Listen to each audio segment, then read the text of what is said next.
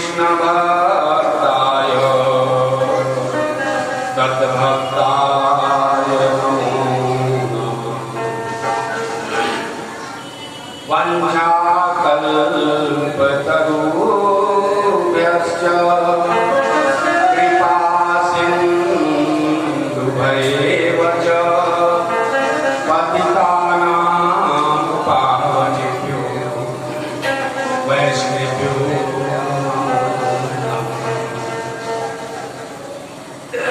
वंशाकल्पतरुभ्यश्च कृपा सिन्धुभ्यैव च पतितानां पावनेभ्यो वैष्णवेभ्यो नमो नमः। राधा तू मेरी स्वामी, मैं राधे को दास, जन्म जन्म मोहि दीजियो श्री वृंदावन वास, जन्म जन्म मोहि दीजियो श्री वृंदावन वास। राधा तू बड़ी भागिनी, कौन तपस्या की, तीन लोक के नाथ में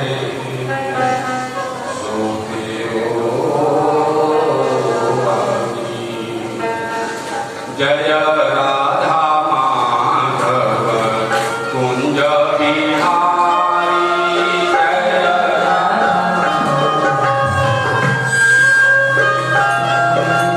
जय राधा माधव कुंज बिहारी।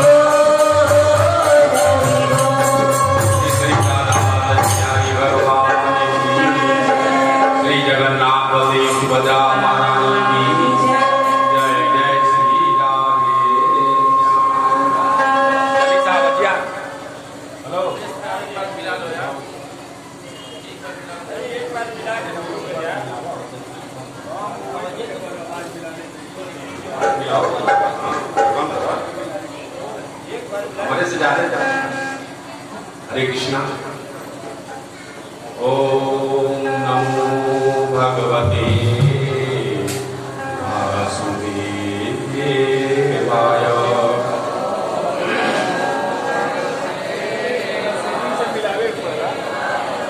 ओम नमो भगवते वासुदेवाय।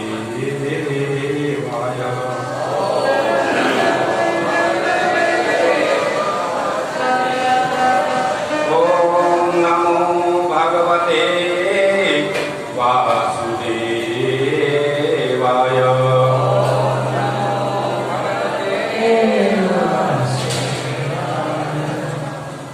हरे कृष्णा।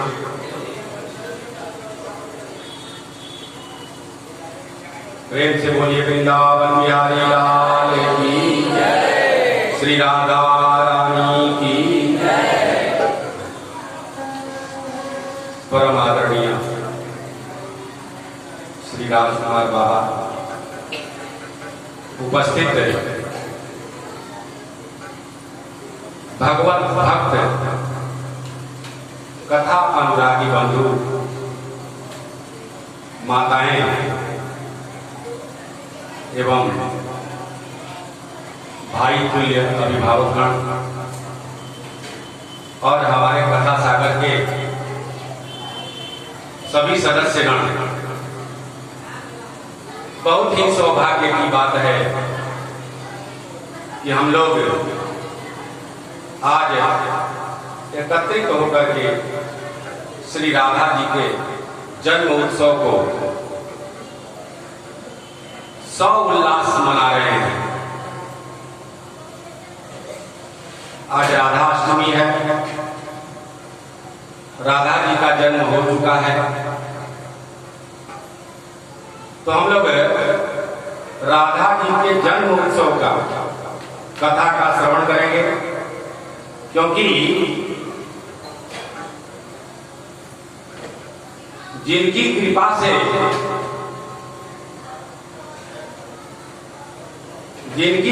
से भगवान की भक्ति प्राप्त होती है और जिनके कृपा के लिए हमें उनकी भक्ति करनी चाहिए, तभी हमें भगवान की कृपा मिलेगी। क्योंकि भगवान यदि किसी के अधीन है तो वो है राधा रानी।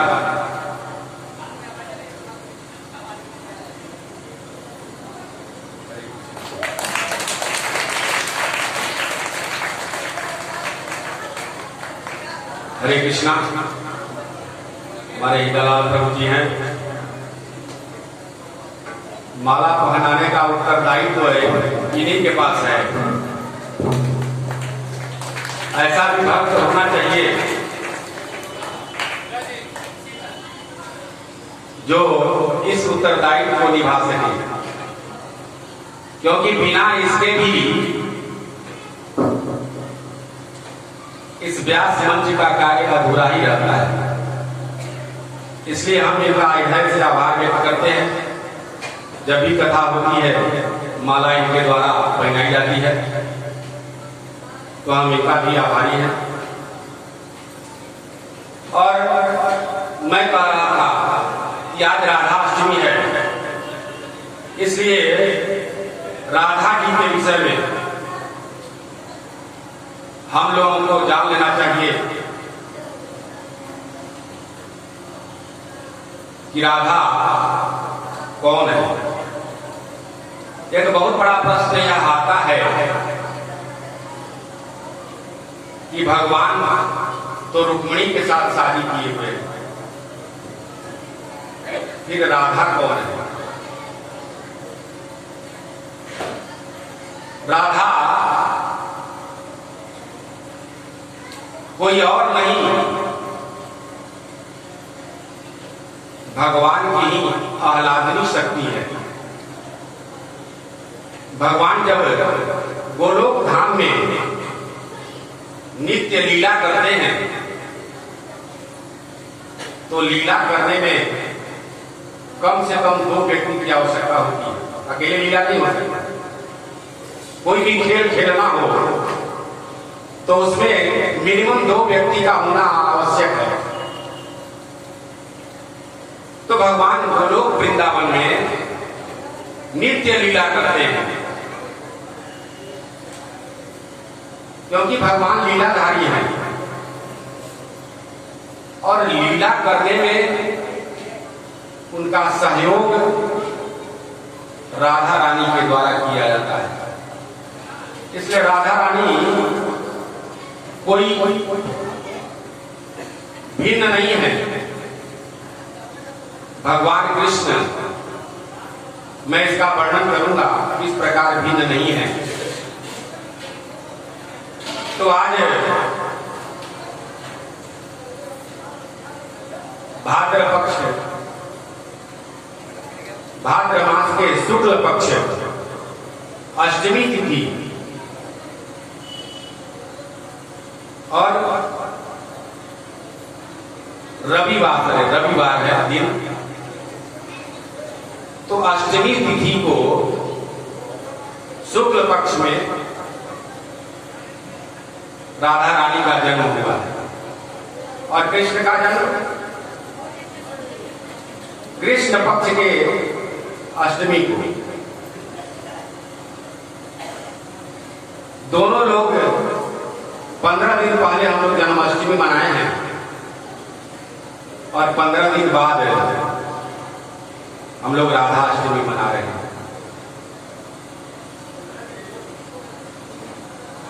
तो राधा अष्टमी कृष्ण जन्माष्टमी के 15 दिन बाद अष्टमी तिथि को हम लोग मना रहे हैं। राधा जी के प्राकट्य के विषय में कल्प कल्प हरि भेद चरित सुहाए, कल्प कल्पांतर का अलग अलग मंत्र है। राधा रानी का प्राकट्य कैसे हुआ है, कहीं कहीं तो यह वर्णन आता है कि वृषभानु जो राधा जी के पिता है, वह अपने महल से अर्ली मॉर्निंग जमुना जी के किनारे गए और जब वहां गए तो उन्हें एक बहुत ही सुंदर अष्टदल कमल का पुष्प उस जमुना जी में ऊपर तैरता हुआ दिखाई पड़ा। ऐसा कमल दल था जो देखने में अति सुंदर, मन मोहने वाला। उस कमल पुष्प को देख करके वृषभानु जी उस कमल के निकट गए और जब वहां गए तो उन्होंने देखा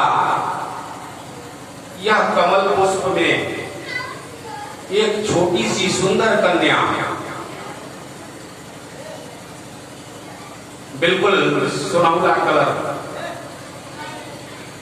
आभा निकल रहा था, लेटी हुई है। वृषभानु जी चारों तरफ देखने लगे, भाई यहां कौन ऐसा व्यक्ति है जो इस अवस्था में इस बच्ची को यहां छोड़ दिया है। वृषभानु जी को आश्चर्य हो रहा है, चारों तरफ देखे कोई दिखाई नहीं पड़ा। यह विचार कर ही रहे थे कि आखिर में किसने इस नन्ही से बच्ची को कमल पुष्प में रख करके जमुना जी में प्रवाहित किया है। तब तक ब्रह्मा जी प्रकट हो गए और ब्रह्मा जी ने कहा कि हे राजन, पूर्व समय में आप पति और पत्नी दोनों लोग बहुत तपस्या किए थे और तपस्या के उपरांत आप यह वरदान मांगे थे कि भगवान कृष्ण के साथ जो नित्य लीला करती हैं वह हमें पुत्री रूप में प्राप्त होगा। और वही समय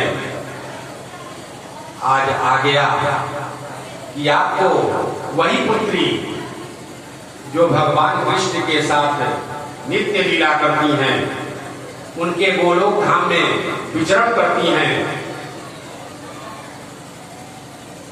वह आपके पास आ गई है। इसलिए हे राजन, आप इन्हें अपने घर ले जाएं।